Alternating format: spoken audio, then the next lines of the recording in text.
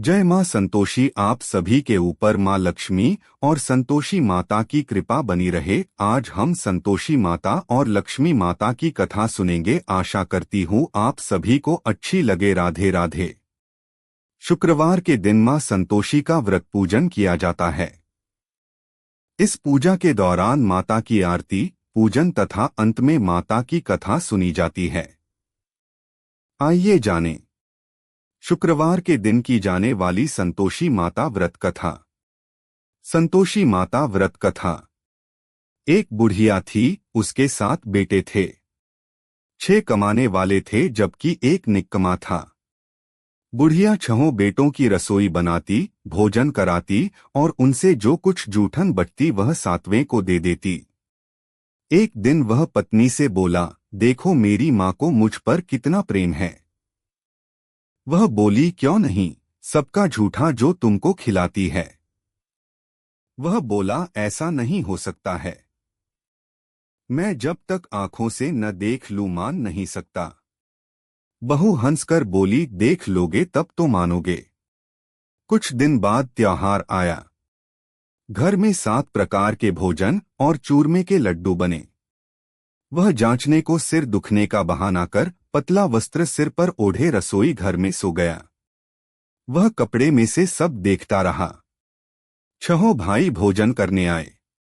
उसने देखा माँ ने उनके लिए सुंदर आसन बिछा नाना प्रकार की रसोई परोसी और आग्रह करके उन्हें जमाया। वह देखता रहा। 6 भोजन करके उठे तब माँ ने उनकी झूठी थालियों में से लड्डुओं के टुकड़े उठाकर एक लड्डू बनाया।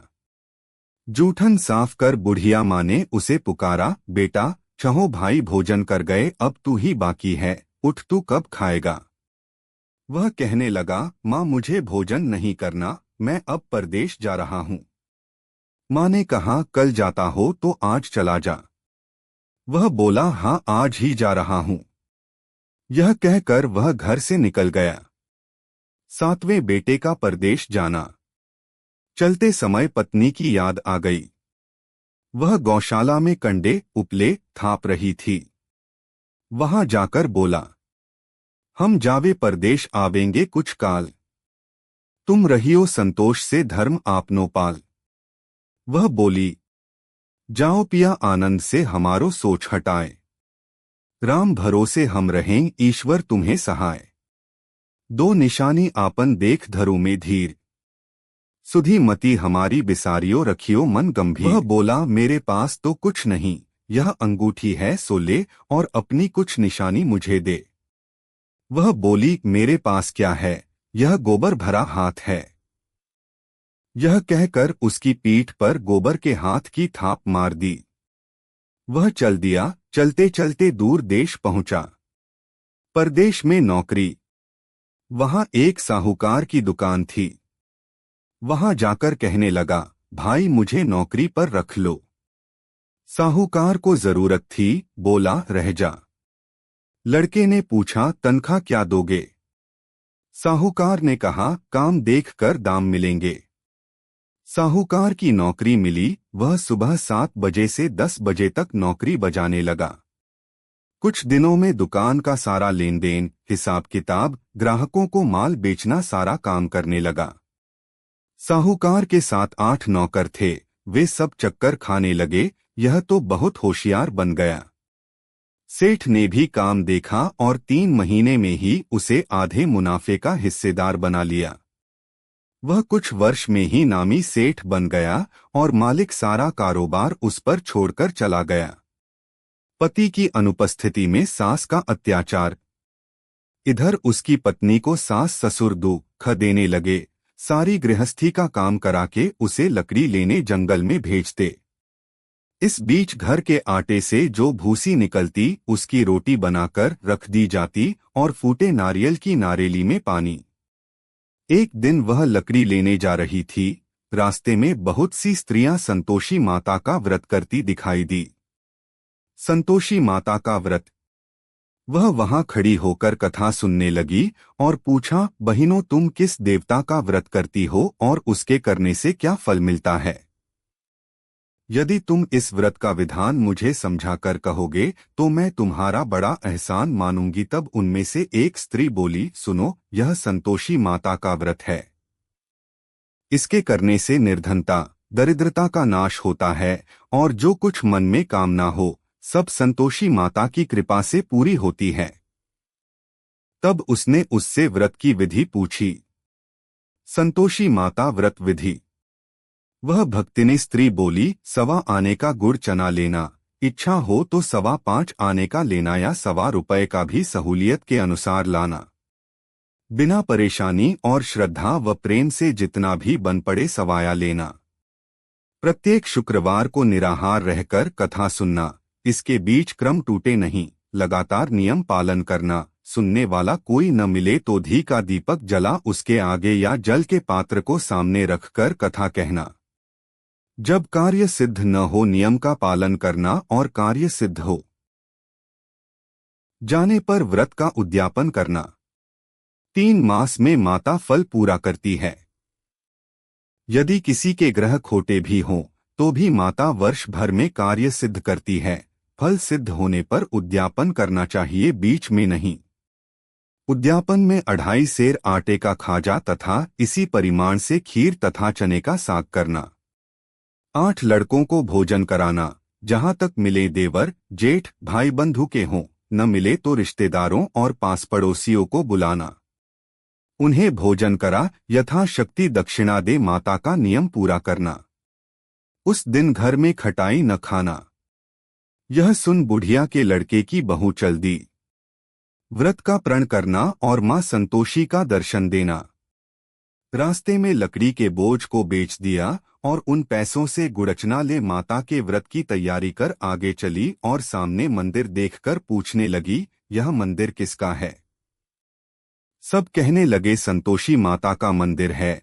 यह सुनकर माता के मंदिर में जाकर चरणों में लौटने लगी। दीन हो विनती करने लगी, मां मैं निपट अज्ञानी हूँ, व्रत के कुछ भी नियम नहीं जानती, मैं दुखी हूँ। हे माता, जगत जननी मेरा दुख दूर कर, मैं तेरी शरण में हूँ। माता को दया आई। एक शुक्रवार बीता कि दूसरे को उसके पति का पत्र आया और तीसरे शुक्रवार को उसका भेजा हुआ पैसा पहुंचा। यह देख जेठ जेठानी मुंह सिकोड़े लगे। लड़के ताने देने लगे, काकी के पास पत्र आने लगे, रुपया आने लगा, अब तो काकी की खातिर बढ़ेगी। बेचारी सरलता से कहती, भैया कागज आवे रुपया आवे, हम सब के लिए अच्छा है। ऐसा कहकर आंखों में आंसू भरकर संतोषी माता के मंदिर में मातेश्वरी के चरणों में गिरकर रोने लगी। मां, मैंने तुमसे पैसा कब मांगा है? मुझे पैसे से क्या काम है? मुझे तो अपने सुहाग से काम है। मैं तो अपने स्वामी के दर्शन मांगती हूँ। तब माता ने प्रसन्न होकर कहा, जा बेटी, तेरा स्वामी आएगा।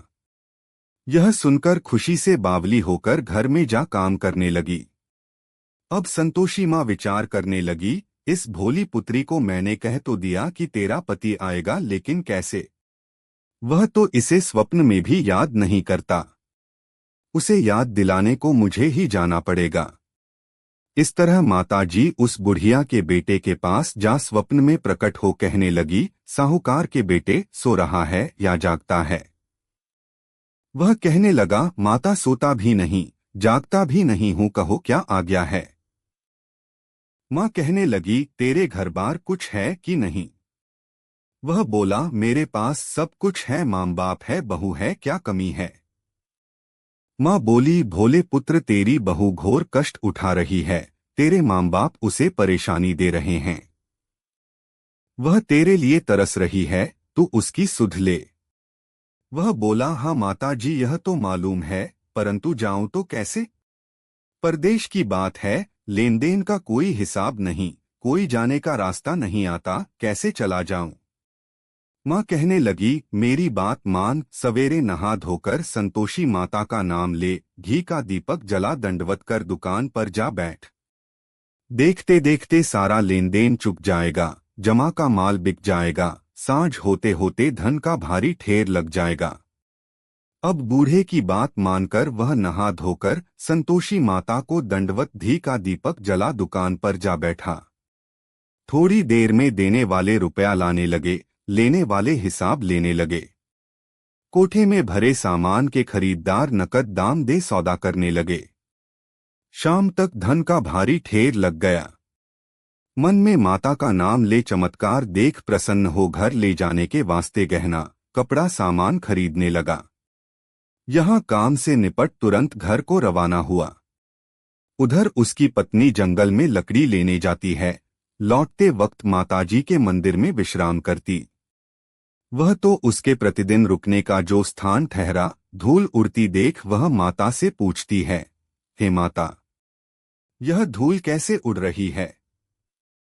माता कहती है, हे पुत्री, तेरा पति आ रहा है। अब तू ऐसा कर, लकड़ियों के 3 बोझ बना ले, एक नदी के किनारे रख और दूसरा मेरे मंदिर पर व तीसरा अपने सिर पर। तेरे पति को लकड़ियों का गट्ठर देख मोह पैदा होगा, वह यहाँ रुकेगा, नाश्ता पानी खाकर माँ से मिलने जाएगा। तब तू लकड़ियों का बोझ उठाकर जाना और चौक में गट्ठर डालकर जोर से आवाज लगाना, लो सासू जी, लकड़ियों का गट्ठर लो, भूसी की रोटी दो, नारियल के खेपरे में पानी दो, आज मेहमान कौन आया है। माताजी से बहुत अच्छा कहकर वह प्रसन्न मन से लकड़ियों के 3 गट्ठर बनाई। एक नदी के किनारे पर और एक माताजी के मंदिर पर रखा। इतने में मुसाफिर आ पहुंचा। सूखी लकड़ी देख उसकी इच्छा उत्पन्न हुई कि हम यहीं पर विश्राम करें और भोजन बनाकर खा पीकर गांव जाएं। इसी तरह रुककर भोजन बना, विश्राम करके गांव को गया। सबसे प्रेम से मिला। उसी समय सिर पर लकड़ी का गट्ठर लिए वह उतावली सी आती है। लकड़ियों का भारी बोझ आंगन में डालकर जोर से 3 आवाज देती है, लो सासू जी, लकड़ियों का गट्ठर लो, भूसी की रोटी दो, आज मेहमान कौन आया है। यह सुनकर उसकी सास बाहर आकर अपने दिए हुए कष्टों को भुलाने हेतु कहती है, बहू ऐसा क्यों कहती है, तेरा मालिक ही तो आया है। अब बैठ, मीठा भात खा, भोजन कर, कपड़े घने पहन। उसकी आवाज सुन उसका पति बाहर आता है। अंगूठी देख व्याकुल हो जाता है। माँ से पूछता है, माँ यह कौन है? माँ बोली, बेटा यह तेरी बहू है। जब से तू गया है तब से सारे गांव में भटकती फिरती है। घर का कामकाज कुछ करती नहीं, 4 पहर आकर खा जाती है। वह बोला, ठीक है माँ, मैंने इसे भी देखा और तुम्हें भी, अब दूसरे घर की ताली दो, उसमें रहूंगा।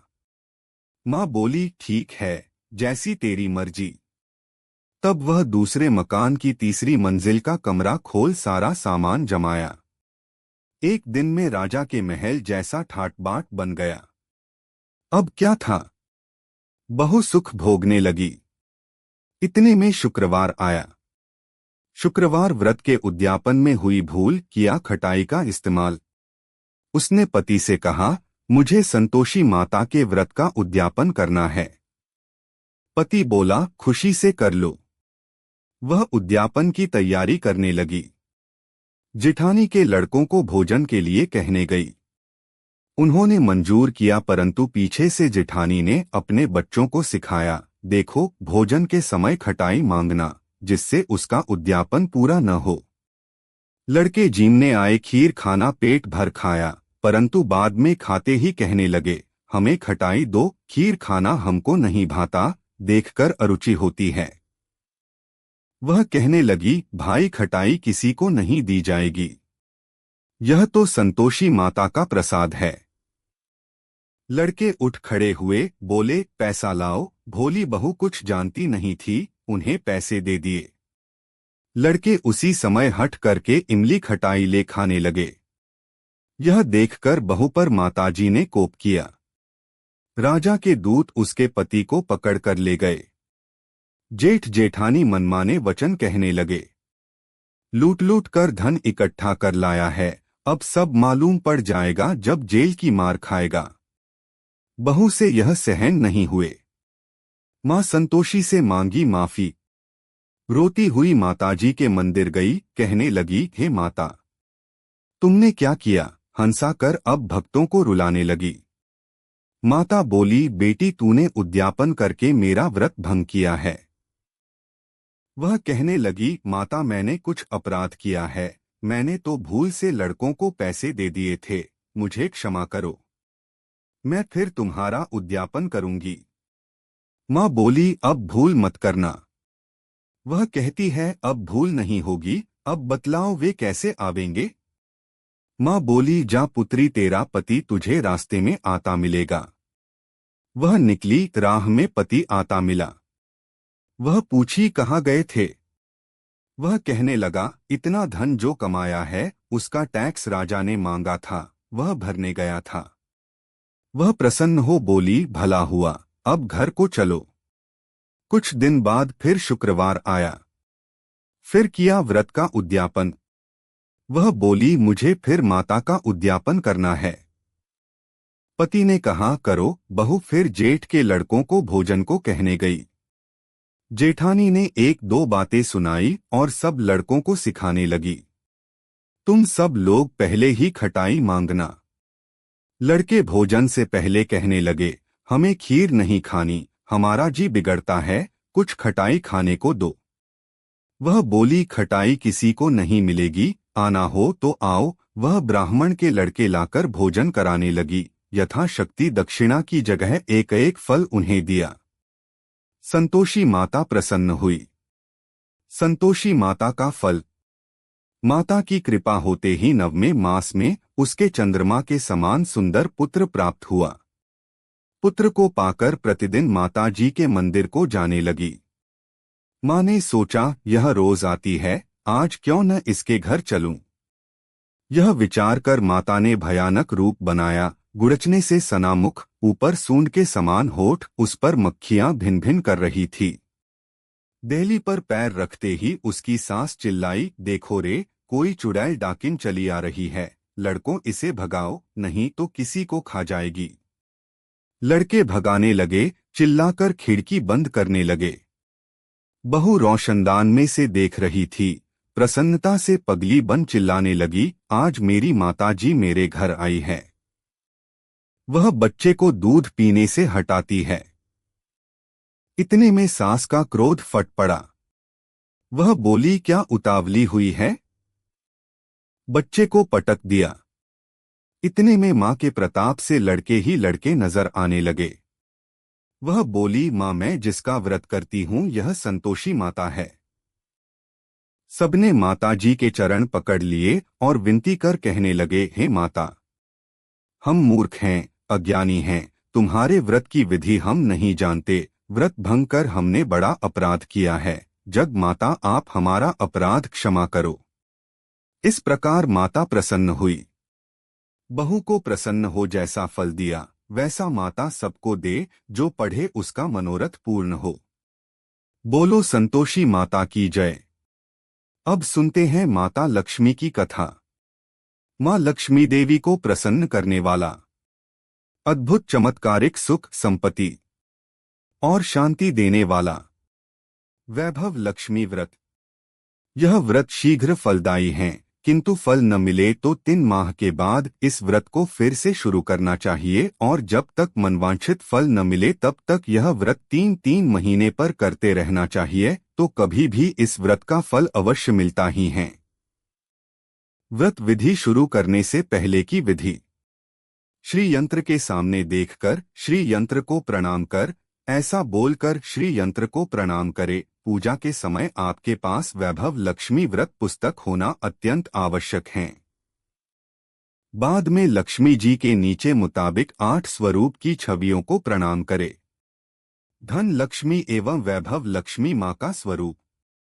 श्री गजलक्ष्मी माँ, श्री अधिलक्ष्मी माँ, श्री विजयालक्ष्मी माँ, श्री ऐश्वर्य लक्ष्मी माँ, श्री वीर लक्ष्मी माँ, श्री धान्य लक्ष्मी माँ, श्री संतान लक्ष्मी माँ जो लाल कमल में रहती हैं, जो अपूर्व कांति वाली हैं, जो असह्य तेज वाली हैं, जो पूर्ण रूप से लाल हैं, जिसने रक्तरूप वस्त्र पहने हैं, जो भगवान विष्णु को अति प्रिय हैं, जो लक्ष्मी मन को आनंद देती हैं, जो समुद्र मंथन से प्रकट हुई हैं, जो विष्णु भगवान की पत्नी हैं, जो कमल से जन्मी हैं और अतिशय पूज्य हैं, वैसी ही लक्ष्मी देवी आप मेरी रक्षा करे। वैभव लक्ष्मी व्रत करने का नियम। यह व्रत सौभाग्यशाली स्त्रियां करे तो उनका अति उत्तम फल मिलता है।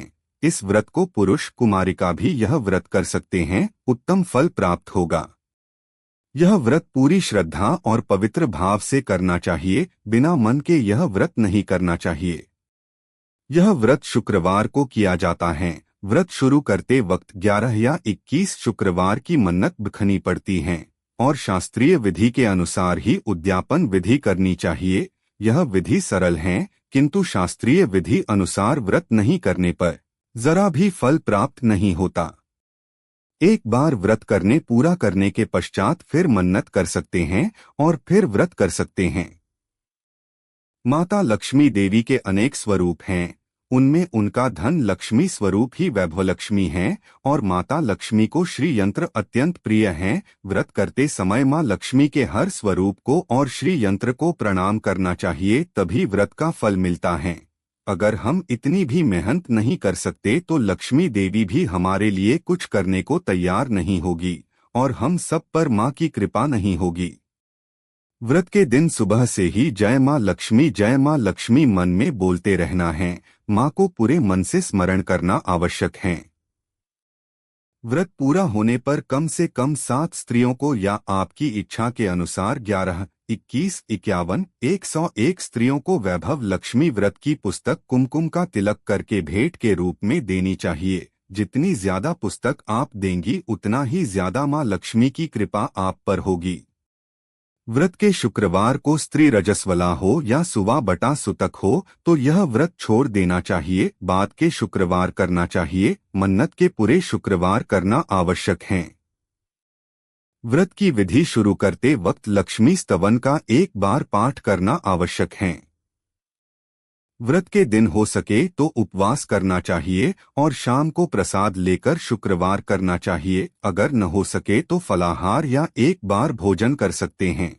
अगर व्रतधारी का शरीर अत्यंत कमजोर है तो 2 बार भोजन कर सकते हैं। सबसे महत्व की बात यह है कि व्रतधारी की मां लक्ष्मी पर पूरी श्रद्धा होनी चाहिए। वैभव लक्ष्मी मां आप पर प्रसन्न हो। वैभव लक्ष्मी व्रत कथा। एक बड़ा शहर था। इस शहर में लाखों लोग रहते थे। पहले के जमाने के लोग साथ साथ रहते थे और एक दूसरे के काम आते थे, पर नए जमाने के लोगों का स्वरूप ही अलग सा है।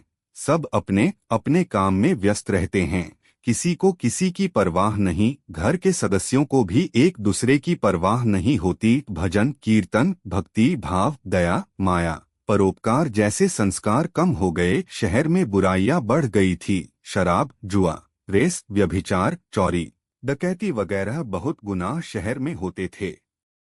कहावत है कि हजारों निराशा से एक अमर आशा छिपी हुई है। इसी तरह इतनी बुराइयों के बाद शहर में कुछ अच्छे लोग भी रहते थे।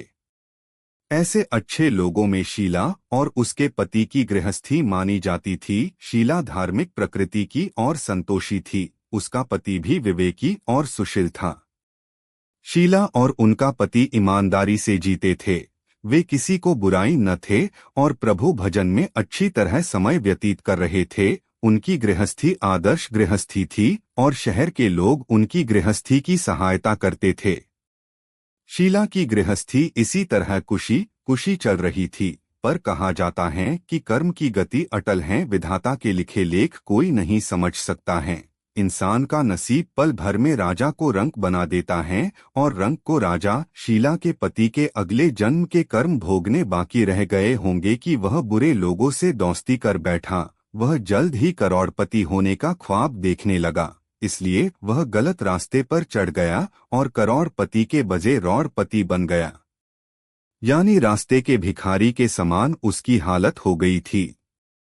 शहर में शराब, जुआ, रेस, चरस, गांजा वगैरह बुराइयों फैली हुई थी। उसमें शीला का पति फंस गया। दोस्तों के साथ उसे भी शराब की आदत हो गई। जल्द से जल्द पैसे वाला बनने का लालच में दोस्तों के साथ जुआ भी खेलने लगा। इस तरह बचाई हुई धन राशि जुए में हार गया था। शीला सुशील और संस्कारी स्त्री थी। उसको पति के बर्ताव से बहुत दुख हुआ, किंतु वह भगवान पर भरोसा करके बड़ा दिल रखकर दुख क्षने लगी।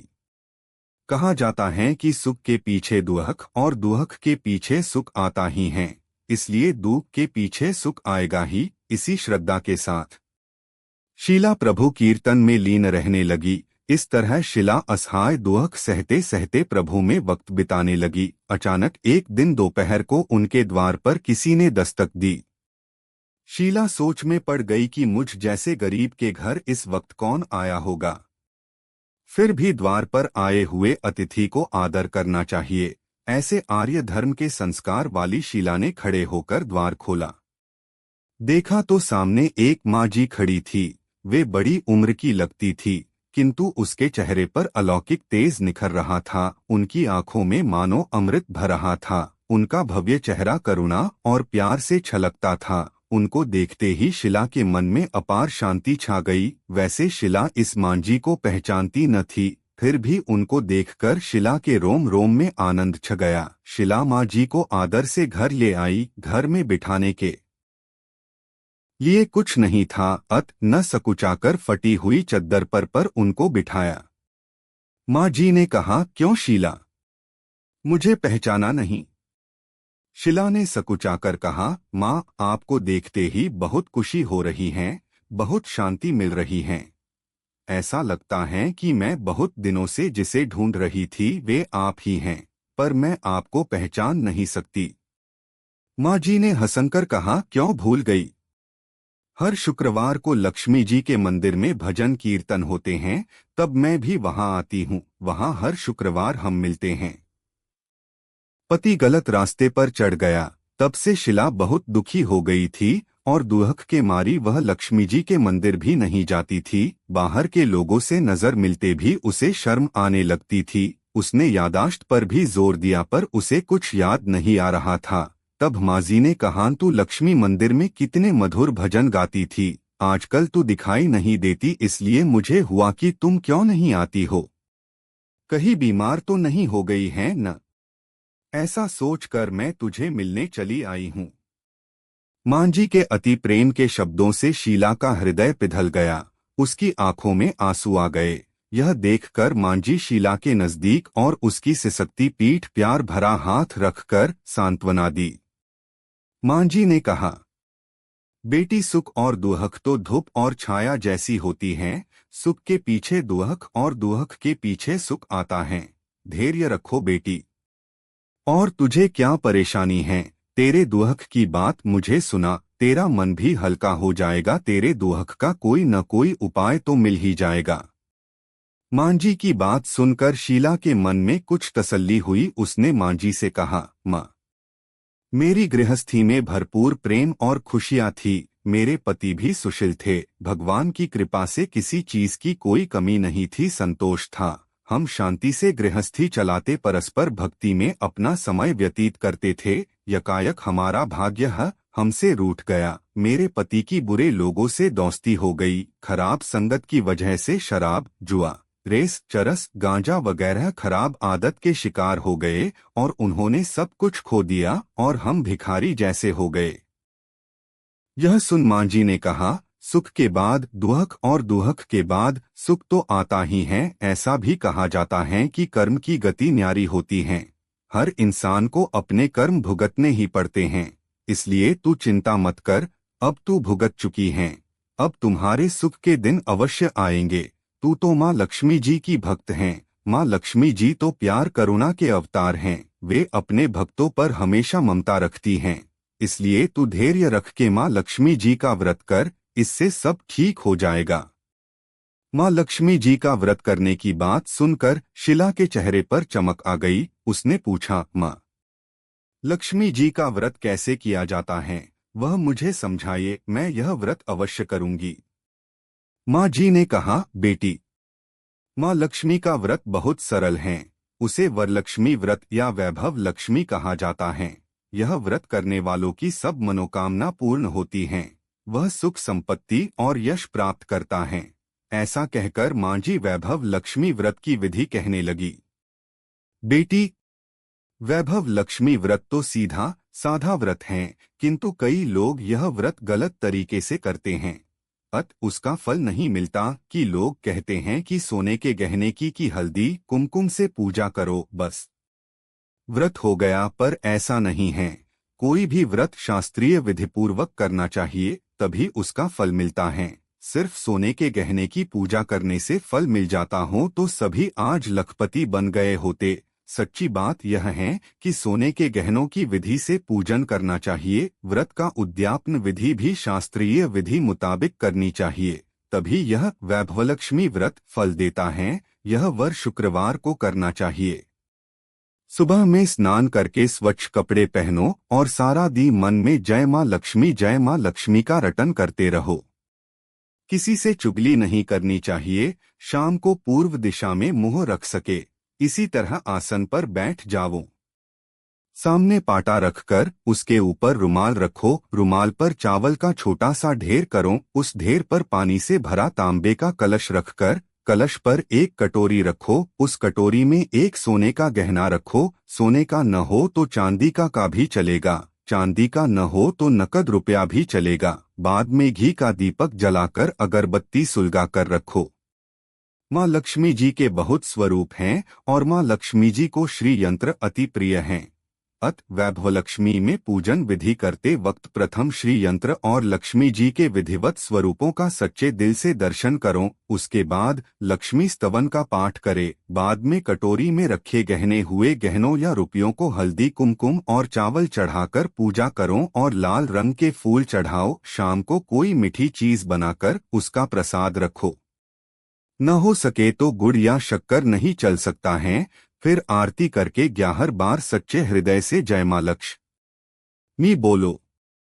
बाद में 11 या 21 शुक्रवार करने का दृढ़ संकल्प माँ के सामने करो और जो भी मनोकामना हो वह पूरी करने को माँ लक्ष्मी जी को विनती करो। फिर माँ का प्रसाद बांट दो और थोड़ा प्रसाद अपने लिए रख लो। अगर आप में शक्ति हो तो पूरे दिन उपवास रखो और प्रसाद खाकर उपवास करो। न शक्ति हो तो शाम को एक समय प्रसाद खाकर खाना खा लो। अगर थोड़ी शक्ति भी न हो तो दिन में 2 बार खाना खा सकती हैं। बाद में कटोरी में रखा गहना या रुपया ले लो।